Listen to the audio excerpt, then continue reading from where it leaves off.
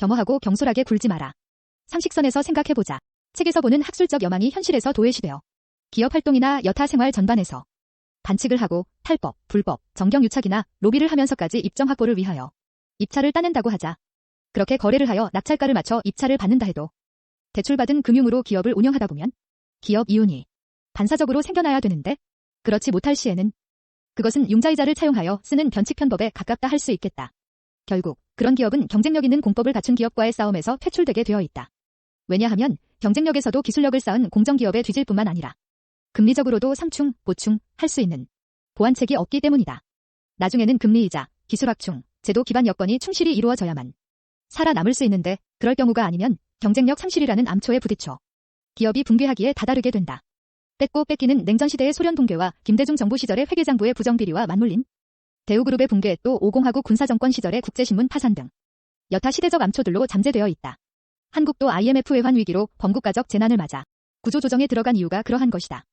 1997년 한국의 IMF 원인과 분석으로 들어가 보면 정부가 IMF와 긴급경제 자금 지원에 합의를 하면서 한국 경제는 IMF 관리체제로 들어서게 된다. IMF 경제체제의 요구사항 중 하나 여러 요인이 있겠지만 기업 등의 구조조정 및 정리해고가 필수였다.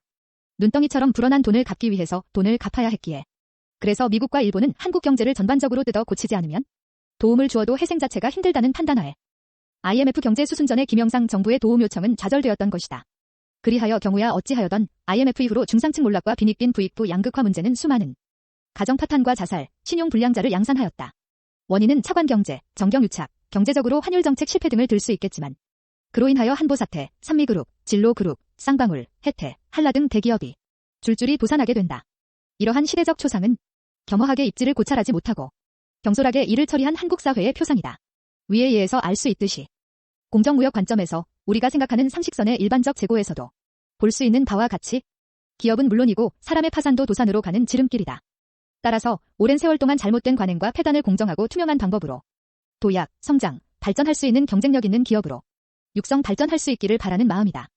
한국 사화의 암 발병률이 매우 높다는 통계청의 조사에서 봐도 기운이 쇠하고 면역체계가 떨어지면 질병이 침투하기 쉬우며 그러면 세포가 섞어서 다른 여러 합병증으로 전이 되듯이 기업도 건강한 사회, 공정한 무역 경쟁을 통하여 부디 세계 무역 질서에 위반하여 암덩어리를 만들어 암초에 부딪혀 좌초하지 말 것이며 건실하고 튼튼한 창조적 기술 개발에 박차를 가하고 연구개발 투자에 아낌없이 투자하여야 할 것이며 선제적 입점 확보를 위하여 탈법이 아닌 뛰어난 정보력과 4차 산업혁명이라는 생산 공정의 혁신을 이룩해야 살아남을 수 있을 것이다.